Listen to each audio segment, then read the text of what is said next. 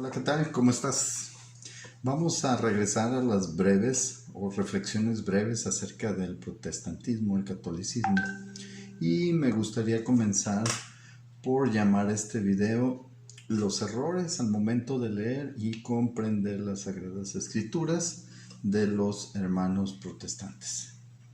Los hermanos protestantes tienen una interpretación escasa, sesgada, porque poseen paradigmas acerca de su doctrina, también poseen desconocimiento acerca de su doctrina y también poseen prejuicios en contra de la doctrina cristiana católica. Vamos a hablar, por ejemplo, de lo que es la lectura y el entendimiento o comprendimiento de las Sagradas Escrituras. Primero, cuando ellos lo leen las escrituras, pero tienen errores en la comprensión al respecto. Segundo, ellos leyendo una cita, se enfocan en la cita y dicen: el Espíritu Santo me está guiando y yo lo puedo entender como guste. De allí la multiplicación de sectas y congregaciones, cuando eso viene siendo un error, y lo vamos a ver más adelante. Ellos difícilmente, y no todos, llegan a hacer exégesis.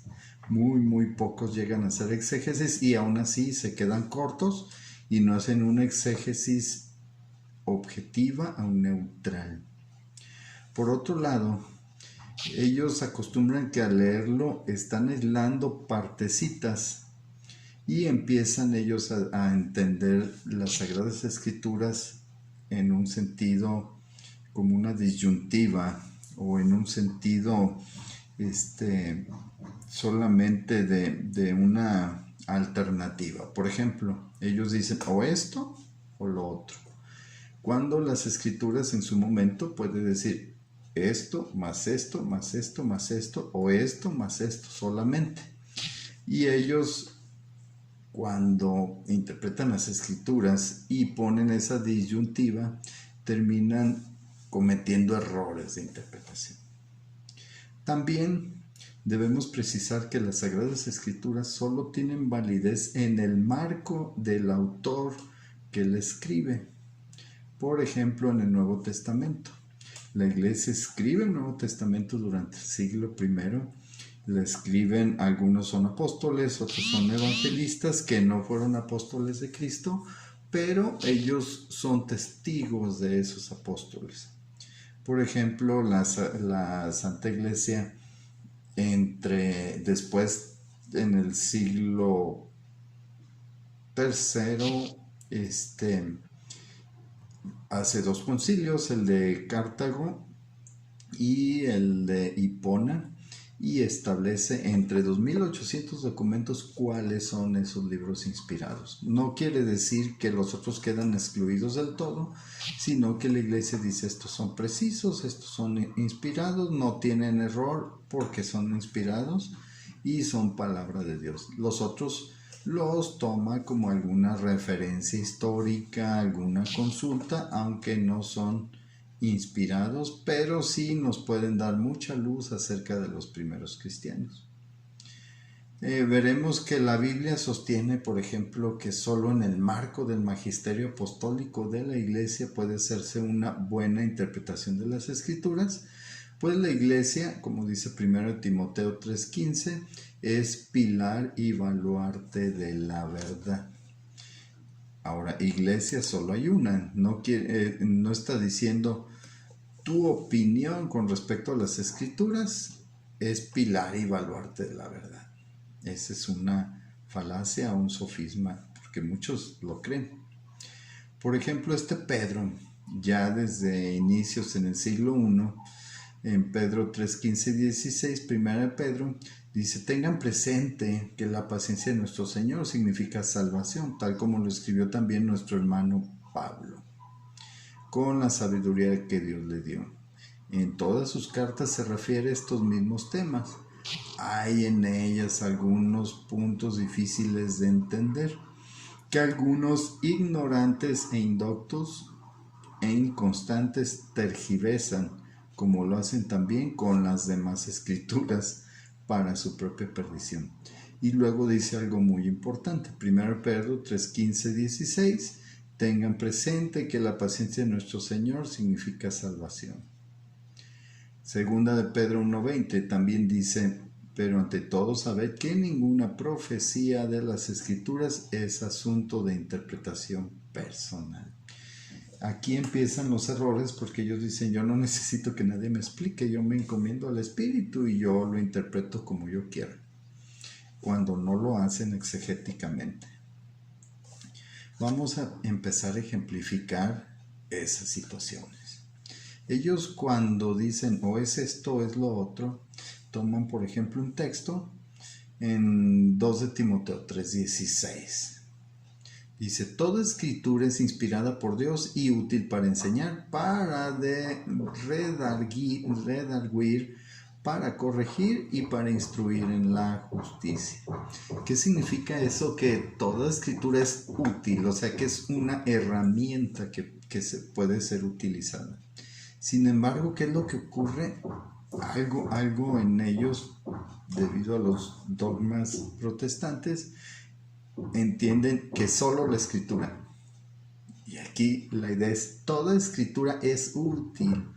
Cuando Pablo escribe esta carta, no escribió solo la escritura es fuente de sabiduría, solo la escritura, no escribió eso. Le agregan la palabrita solo. ¿Para qué? Para decir que solo con la Biblia puedes hacer doctrina. Lo peor de todo es que con la Biblia, paradójicamente, ellos hacen infinidad de doctrinas con igual número de divisiones. Entonces, quedamos en que la Biblia no dice solo escritura. Además, Pablo cuando escribe esta carta, se refiere a escrituras con las que ya contaba. Entonces no dice solo toda escritura y lo que les voy a escribir en el futuro, o por ejemplo Juan cuando escribe el Apocalipsis, pues no estaba en las escrituras y estaba enseñando. Entonces, ¿qué quiere decir? Que Pablo se refería a las escrituras que utilizaban. Casualmente la Septuaginta y dice toda es útil para enseñar. Por otro lado, tenemos que caer en cuenta de algo. Jesús, para difundir su evangelio, no escribe nada. No hay ninguna carta en las Sagradas Escrituras que Jesús haya escrito. Todo lo transmitió verbalmente. Entonces, el Nuevo Testamento no estaba escrito y la transmisión era oral o por tradición. Tradere viene de entrega, de entregar. Entonces, ahí la paradoja para ellos es que no había sola escritura desde el inicio. Por ejemplo, mismo Pablo en 2 Tesalonicenses 2:15 dice, así que hermanos, estad firmes y retened la doctrina que habéis aprendido, sea por palabra o por carta nuestra. ¿Notas?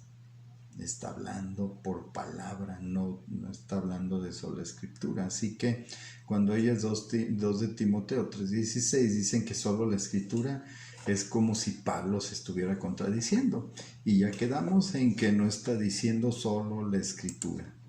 En resumen, si leen algo acerca de la escritura, ellos dicen, es solo escritura y descartan la tradición. Aunque las escrituras hablan de la tradición más las escrituras.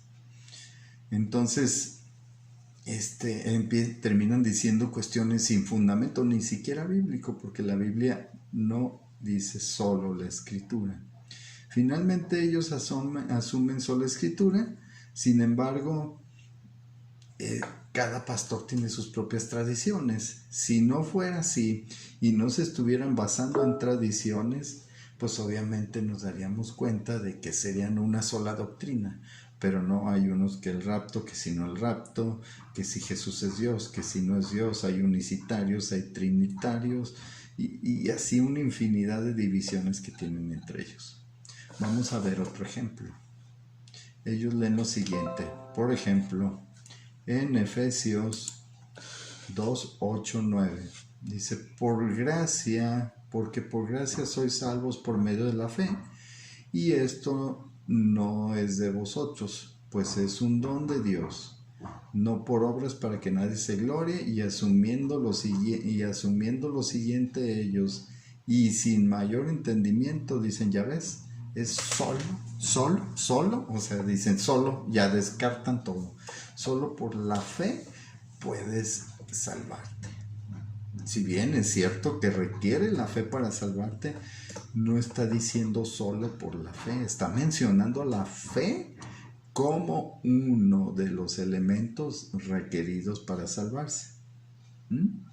Entonces, cuando Pablo escribe esto, sabiendo que él había sido fariseo judío, Pablo entiende que los judíos creían que las obras mosaicas como medio de salvación, es decir, la ley mosaica era como ellos se salvaban, el cumplimiento de esa ley.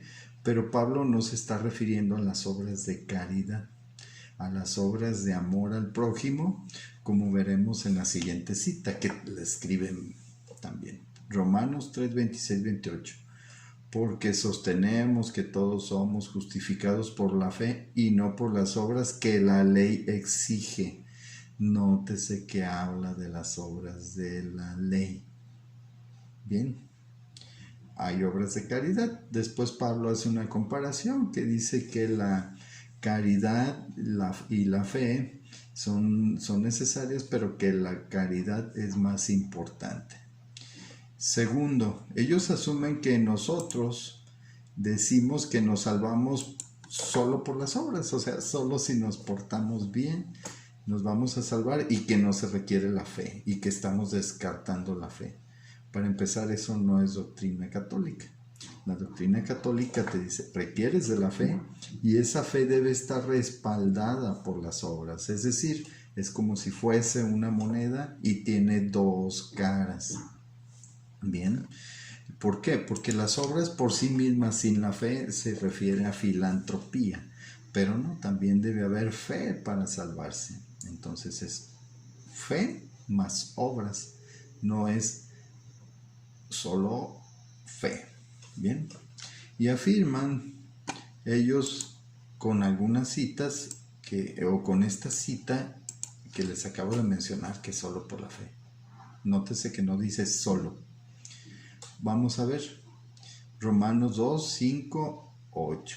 Dice, pero por dureza de tu corazón no arrepentido, atesoras para ti mismo ira para el día de la ira y la revelación del justo juicio de Dios, pues pagará cada uno conforme a sus obras. No dice solo por la fe. Nótese que aquí Pablo está haciendo claro que también se requieren las obras para salvarse. Lucas 6:46 dice, ¿por qué me llamáis Señor, Señor, y no lo hacéis lo que yo digo? Eso dice Jesucristo, no solamente el apóstol Pablo. Todo aquel que viene a mí y oye mis palabras y las hace. Se dice que la fe entra por la escucha, según las Sagradas Escrituras, por la palabra nace la fe. Pero también está requiriendo que se haga o que se hagan las cosas. Por eso Jesús dice, no todo el que me dice Señor, Señor se salvará, sino el que persevere hasta el final. Bien. Entonces, Santiago 2:18 también es claro cuando dice, pero alguno dirá, tú tienes fe y yo tengo obras. Muéstrame tu fe sin obras y yo te mostraré mi fe por mis obras. Es decir, no puedes separar, así como una moneda tiene dos caras, la fe de las obras.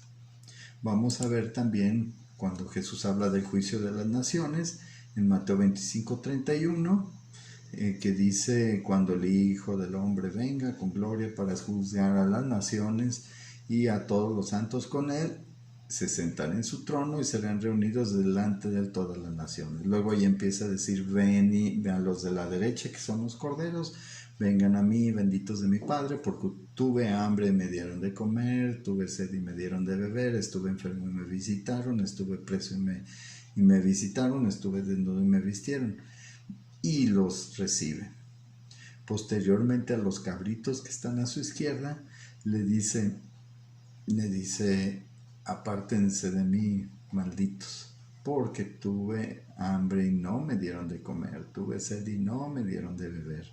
De hecho, en el caso del rico Epulón, estaba en el lugar de tormento, no porque haya cometido un pecado, sino porque no tuvo caridad.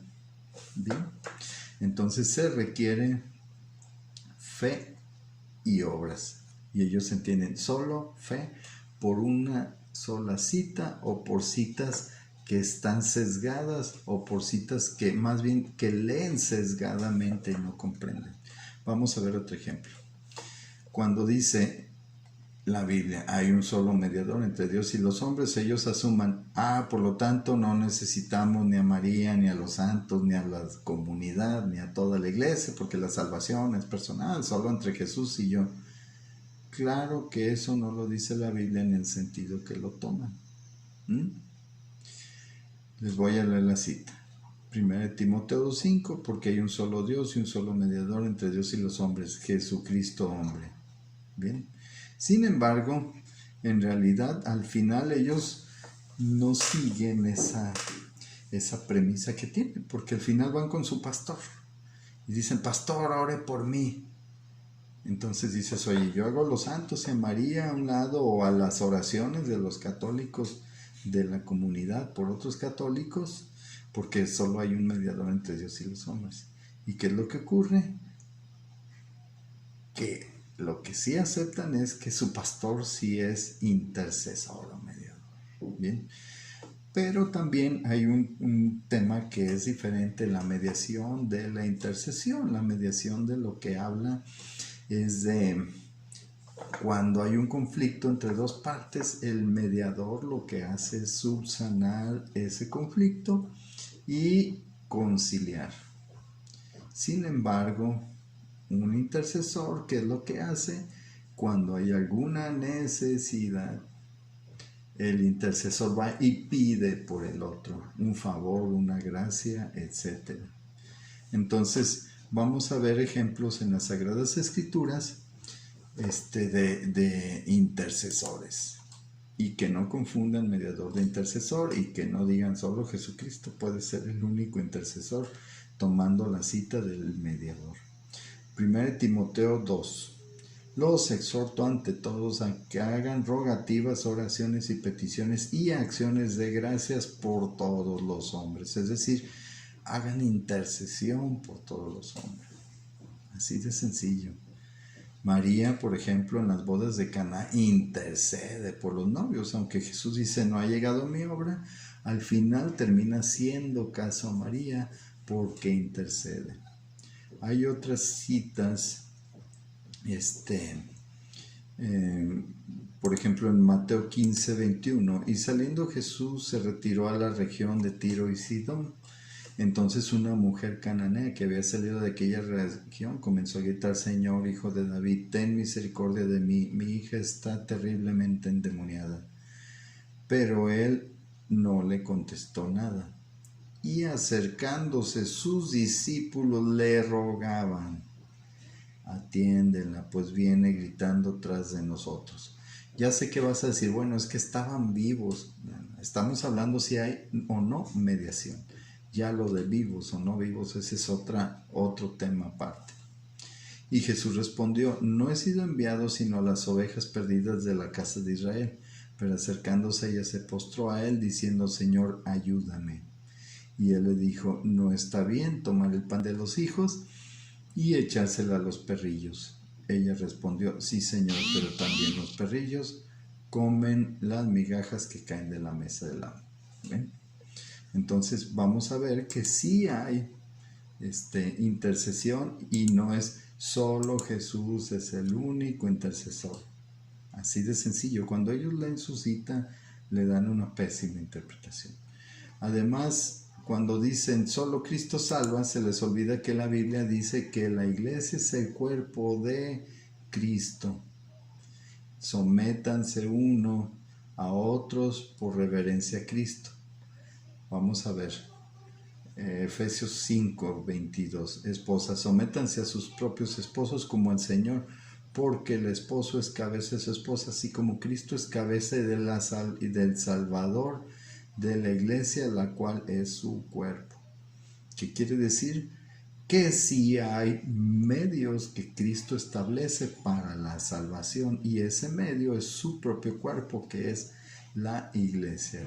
Entonces, a través de la iglesia, recibe la iglesia los dones y gracias que Cristo por su mérito obtiene para los hombres y deposita parte de esos dones y gracias en la iglesia.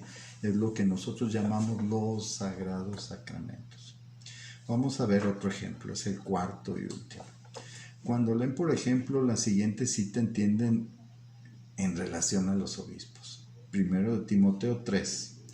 Dice, palabra fiel, si alguno anhela obispado, buena obra desea, pero es necesario que el obispo sea irreprensible, marido de una sola mujer, sobrio, prudente, decoroso, hospedador, apto para enseñar. A ver, vamos a leer con detenimiento y escudriñar ahí.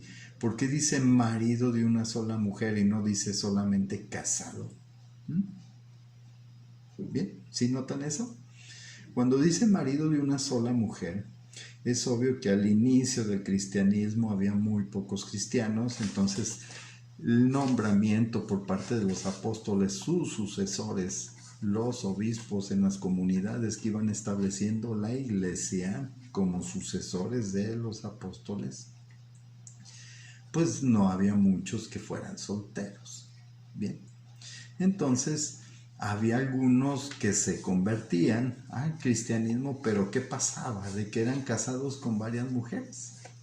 Entonces aquí lo que está haciendo Pablo, es decir, no nombren a obispos que estén casados con varias mujeres. No está prohibiendo Pablo el celibato, ni está diciendo que es obligatorio que sean casados, sino que está restringiendo el nombramiento de obispos a obispos que sean casados con una sola mujer, no a que sean casados. ¿Sí comprendes el concepto? Entonces, se debe entender que el celibato después se establece por misma recomendación de Pablo. Se debe entender que la iglesia tenía obispos, diáconos y presbíteros. Bien, queda claro que al inicio podían ser o no casados. De hecho, en la iglesia actual, en la iglesia católica, la disciplina del celibato se mantiene en la iglesia de rito occidental. En cambio, en las iglesias de rito oriental está abierto a ordenar sacerdotes y a ordenar presbíteros casados. Bien, sí los hay. Y en el mundo occidental hay una figura, o en lo que le llamamos la Iglesia de Roma, hay una figura en la que esta disciplina se exenta. Por ejemplo, había presbíteros anglicanos que se convierten al cristianismo católico, entran en comunión con la iglesia y eran casados. Ellos pueden seguir siendo casados y ahora son presbíteros o curas católicos. Bien, ¿sale? Para que dimensiones eso. Entonces, el celibato es una disciplina y es una elección. Y vamos a ver lo que dice Pablo. Mas os digo por vía de concesión, o sea, que concedan, dice, no por mandamiento. De hecho, en la iglesia es una concesión o una disciplina que se da en la iglesia de Roma. Miren lo que dice. Quisiera más bien que todos los hombres fuesen como yo, pero cada uno tiene su propio don de Dios. Está hablando de que el celibato es un don. Uno a la verdad de un modo y el otro. Digo, pues a los solteros y a las viudas, qué bueno les fuera quedarse como yo, porque si no tienen don de continencia, cásense, pues mejor es casarse que estarse quemando. Pero los que están unidos en matrimonio, mando no yo, sino el Señor, que la mujer no se separe del marido, y si se separa, quédese sin casar y reconciliarse con su marido, y el marido no abandonar a la mujer. Bien, entonces aquí está hablando de que solo si no se tiene continencia para casarse, para permanecer célibe, se casen. La mayoría de los católicos somos casados, obviamente. No somos presbíteros ordenados. Los presbíteros ordenados reciben un don que es el celibato. Miren cómo dice Jesús mismo también, por ejemplo, en Mateo 19:11. Entonces Él les dijo, no todos son capaces de recibir esto, sino a quienes les es dado. Pues hay eunucos que nacieron así desde el vientre de su madre, y hay eunucos que son hechos eunucos por los hombres, y hay eunucos que asimismo se hicieron eunucos por causa del reino de los cielos. El que sea capaz de recibir este don, que lo reciba. Entonces se dan cuenta de cómo ellos leen que los obispos sean casados con una sola mujer. Es una limitante, no es una obligación. ¿Sí? Pero ellos dicen, tienen que ser casados. ¿Por qué? Por la falta de comprensión al respecto. Entonces, en conclusión, cuando lean las Sagradas Escrituras, léanlo en todo el contexto, léanlo con exégesis y entonces comprendan y tomen una verdadera interpretación de las Sagradas Escrituras y eviten los errores de esto o aquello, o los errores de una interpretación inadecuada, que ya sabemos, solo en la Iglesia puede darse una interpretación certera, pues es pilar y baluarte de la verdad. Por el momento es todo. Gracias por su atención. Nos vemos, amigos.